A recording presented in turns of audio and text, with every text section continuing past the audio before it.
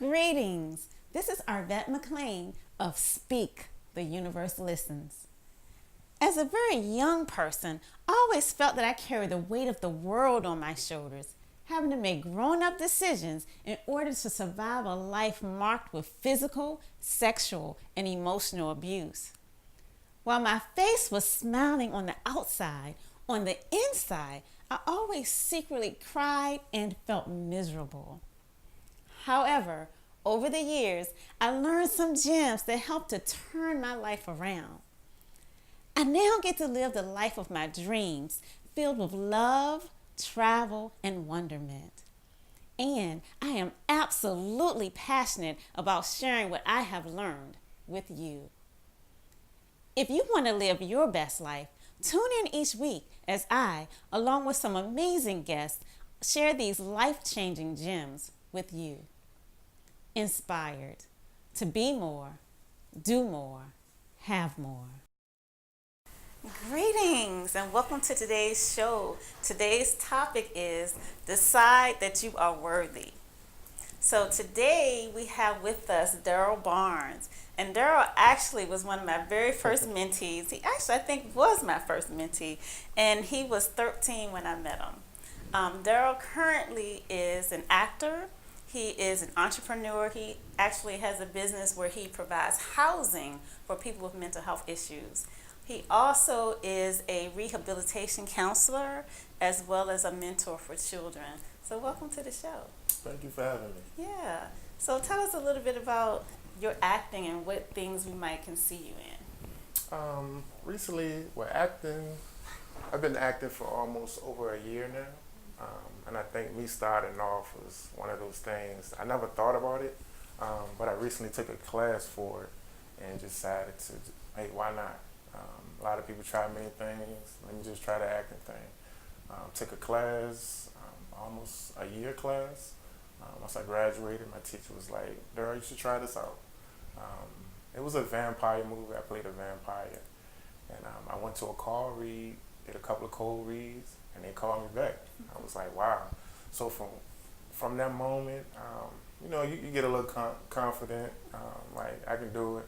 And then from there, I just been taking on things, not even second guessing it. Okay, well that's amazing. So I know you say you never thought of acting, you just took a class. Like, how does that happen? What made you take that class? Well, a couple of years back, I did some modeling, some kind of print modeling.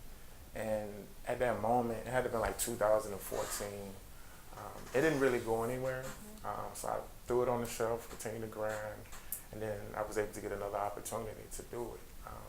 I took a class out of DC, and from there, it kind of took off from there. And one thing that I've noticed about your acting career, a lot of times you go to audition for one part, but you come back with another part. Yeah, there's been two occasions I went there as a bar extra and wound up being a husband. So in situations like that, I just run with it. I mean, you just never know. You just never know.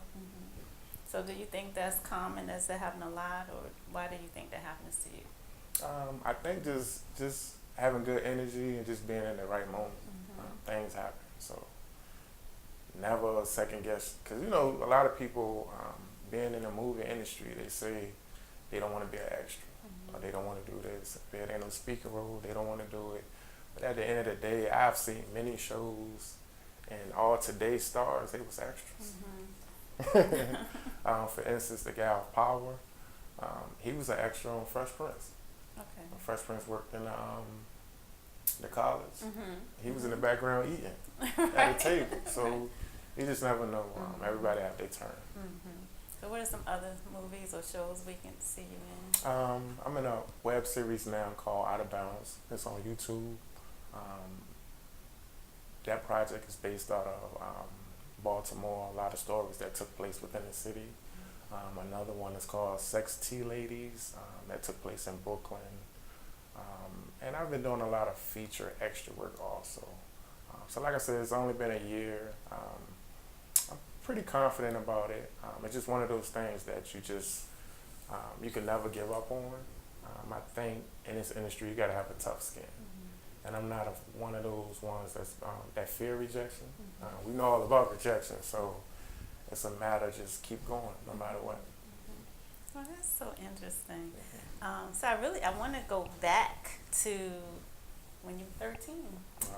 Yeah, and because I have had the privilege of witnessing you blossom probably in ways that you might not even really realize because you're living it day to day, but by me getting to see snapshots of you over the years, like I'm always amazed at, how big your wings have gotten. And I remember you asking me one time, you was like, can you help me paint the colors on my wings? Oh yeah. Do you remember something? Yeah. And I thought that was like a very intriguing question. I was like, that's something good. Yeah. But let's go back to when you were 13. From your perspective, what reason do you think I came into your life? At the age of 13, in a kid's mind, they go through a lot of things, just trying to figure out who they are. They may be having issues at home, single parent mother. It's a lot that plays in a 13-year-old kid head. So I think by you guys stepping in, it was kind of able to kind of navigate me on a path. Because I think at that age, I was kind of like bouncing from here to there, not knowing the stuff I was getting myself into. So by you guys stepping in, kind of helped me, and I think you've always been there for me, right or wrong. I can always call our vet, same address, same phone number. You just always been there, and I'm grateful for you. And I think even in the darkest times of my life, you always just tell me the best is yet to come. The best is yet to come. And I was just like, what she mean by that? The best is yet to come? Because I couldn't see it at the moment, but I think you knew I had potential to be whatever I wanted to be. But I think at that time of my life, I just, we hard-headed, we young, we think we know everything. But I think, everything worked out. The prayers, the energy you sent me, and it guided me. So, and I'm here, and I'm thankful. Well, I wasn't expecting that, but thank you. Thank you so much. It was totally my pleasure. But in terms of, I guess, like, how did you feel about yourself as a young person? As a young person, well, I'm originally from Petersburg, Virginia. So growing up there, I think it's a little smaller than Richmond. So a lot of times, a lot of inner city kids, we tend to we lost. We get lost. I will admit that. A lot of our parents were single mother parents, struggling. And I think the only thing we really had was athletics. So everybody wanted to be like Jordan, everybody wanted to be, Bo Jackson, any football player or any athlete at that time. But the reality sinks in is like some of our dreams, deflated early. And so a lot of times we only know what we know. We only know what we taught. And I think, and that tends to lead a lot of people going down the wrong path. And just me being at the age of 13, I think I saw a lot. From my family members, people in the streets, a lot of stuff. So we don't think that molds a kid outlook on life. I don't think we realize that. And so we see and we think that's our reality. But a lot of times that's not the case. I think if a person is taught just to strive, not even being able to accomplish things, but just giving that person an inner spark or being that ear for a person. And I think a lot of times we grew up with no guidance. And so a lot of times we get lost without no guidance. So you said something about having seen a lot and just learning from what you're seeing. And I remember as a young person, you would always say to me, I know I'm going to jail. There's no need in me trying Yeah. because all the men in my family go to jail. Yeah. So is there anything? And I think at that age,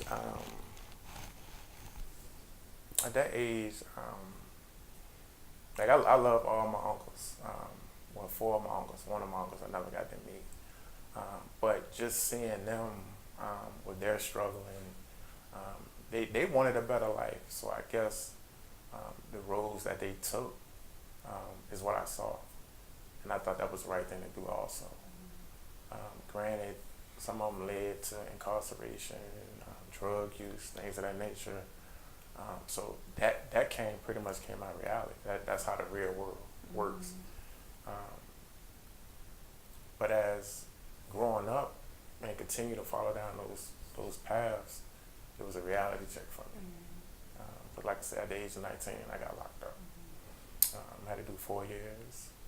And so in that time, a lot of stuff that I thought was real, it really wasn't. It's one of those things that it's kind of like, what's the word for it? I don't want to say it's a trap, but it's kind of like one of the things, if you don't know better, that's where you're going. You know what I mean? I think everybody is just so caught up with their own life at the moment, we're not able to reach back and help somebody else out. So, and I think me at the present point in my life now, that's where I'm at, reaching back and helping people. Because I know what it's like to be at 13 or 10 and 15 without having somebody to talk to. So, Right. yeah. So at what point did you make the shift from this is all there is, this is my reality, and then some kind of way you just moved into this space of creating a life that you... But I think I had to heal. I think that was one of the things. I love my parents, my mom and my dad. But I think, especially my mom, I love my mom. She did the best she could to raise me, and I'm thankful for that. But I watched her struggle, being a single parent and seeing her frustration, the things she had to go through. And my dad, I didn't recently meet my dad until I was 33. And so he had his issues, his shortcomings, but at the end of the day, once I saw him, I think a part of me kind of like, all right, well, he's okay. I'm good. I just wanted to meet him just to see what he was. And I think, I honestly, I believe I got everything from my mom. My mom, she's a strong person, and I know that's inside of me. Yeah. So you think the healing is what helped you to shift into being able to wear those butterfly wings so beautifully? Yeah, the healing, and also when once I was able to get out, once I got out of prison, I had 5 years of probation. And so from that time, I was like, I can't go back. I got 6 years over my head. If I violate anything, I got to do 6 years. And so from that point, you know, the stereotype, once you get out, you ain't going to be nothing. You ain't going to be able to get a good job. But I was determined. I had fast food restaurant jobs, 2 or 3 of them, just trying to make ends meet. But one day, I was able, doing commercial cleaning, and a guy, his wife, she owned a healthcare clinic. And he was like, you know, we became cool. Every day at work, I stopped by his office, we talked a little bit. And he was like, you ever thought about what you want to be in life, or what kind of job you want? So, you know, my mindset at that time was like, all I know was working in a warehouse, doing something quick, fast money and whatnot. And he was like, no, I'm trying to see if I can get you a job, with my wife being an outreach worker. And I think from that moment, I started to shift. Because if you would have saw my face back in 07, 08, working at KFC or Pizza Hut, I used to be pissed because I knew my worth. And being behind this counter wasn't going to cut it for me. Not forever. Because, you know, I mean, I don't knock nobody. Some people been there for years, 15 years. How can you be here for 15 years? that ain't me. You know what I mean? So I'm doing whatever I can to make this situation work. And once I became an outreach worker, I started helping people. So I'm like, this must be my purpose. You know what I mean? Because I'm helping people get insurance, helping people with their kids, things of that nature. And so working with younger youth also, it kind of healed me a little bit. And so when I met my father, I was like, all right, I'm kind of good. I think I'm good now. So by me working with other people, that kind of like painted my wings a little bit, you know what I mean, that I needed. And so I think just when you go through stuff, certain things, just you can find the most joyous stuff just helping people. And I noticed that about myself. I could be having a bad day, but if a client said, Mr. Darrell, I got a job, I'm like, what? Like my whole demeanor just changed. So I'm happy for him. And I think a lot of stuff I internalize a lot. I may not say a lot, but I have this keen thing about me that I just it's an understanding. Some people have it, some people don't, but I just know deep down inside that it's meant for me. Whatever is meant for me is meant for me, and I keep striving for it. I know it's coming. I just gotta take my time with it. So I always felt like you had this extra sense about you. Ever since I've ever known you, there was this extra dimension that you seem to be able to tap into. Are you familiar with that? Are you aware of that? I did, and so a lot of times, I remember the first time you bought me this book. You called it Seven Principles of Success. Seven Spiritual Laws of Success. You gave me that book a long time ago. I had it 3 or 4 times, lost it, bought another one. But I remember reading that book and just being able to just blocking out whatever's going on in your head at that moment and just visualize what the words were saying. And I think now in my current life, I still have it, but it's a lot of, because when you're dealing with people, you're internalizing their energy. And I think when you're in especially like in Baltimore City where I live, Baltimore City is rough. It's a rough city, but it's good people there. And I think sometimes that energy may get blocked with so much going on. And so it may be times where I may just have to take a walk, go down to the harbor, because you have to clear your head. And I think results only come from clearing your head. So you mentioned that when you were working at the restaurant, you knew that you were more worthy than that, or that you had more worth than that. So talk to us about that. Because when you're at your lowest point in life, people really don't see the potential in you. All they see is the failure. They see the issue at hand, but they don't see the potential that you may possess. And I think at those moments, working there, I knew that wasn't me. I knew that wasn't an end for me. But like I said, I was around people that been working there 15 years, 20 years, and I'm just like, that's not gonna be me. I don't want to die like that, or be in a situation where I can't do better. But once I always knew my self-worth. I just never applied myself. I applied it to the wrong things. And I think once I was able to sit down and just be in a clear space to get my mind right, things started happening for me. I think by stepping out there and not knowing what the results may come with those choices that I made me realize that I can do things that I never saw myself doing before. So you said also that in order to get what you need, you have to have that clear mind, and if you don't, then things will be blocked. So yeah, and I think one of the biggest things I had to do was I had to change the lifestyle also too. I had to start smoking. I used to smoke real heavy marijuana. And from that point, those thoughts and the patterns that I was doing, I was no longer with that same energy, that same space. I was able to think more clear, being able to focus, and just being in a good space. Because I think at the time, that's kind of where I derailed. And a lot of people say, no, marijuana does different things for different folks. And I think with me, it wasn't a good. That was with me. But yeah, once I knew my worth, I started. I mean, once you know your worth, a lot of things start changing. Your appearance, just how you talk, your attitude, and just being able to want more. I mean, just being able to want things, and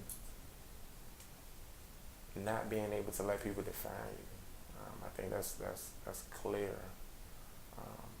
A clear note of being worthy of.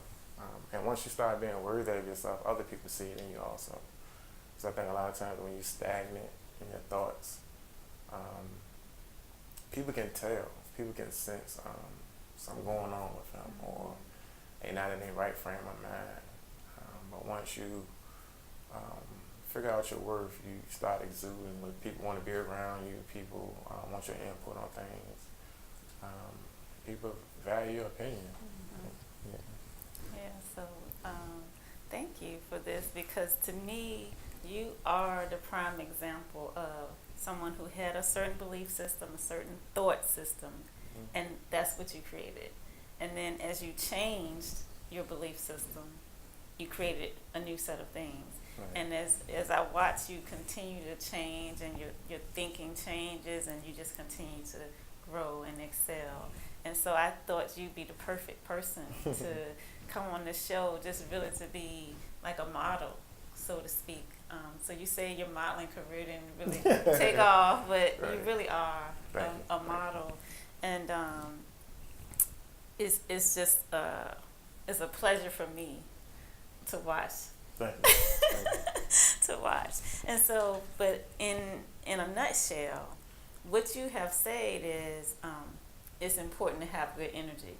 Right. And that you have taken the time, you spent the time, you took time to be quiet and to think and to reprocess and to refocus and all that stuff in order to make your energy good. And when your energy was good, then you were able to pull in other good things to you. Yeah.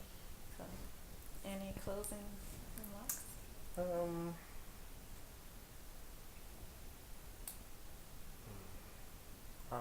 I know I tell people, try to eliminate the excuses, and just get it done.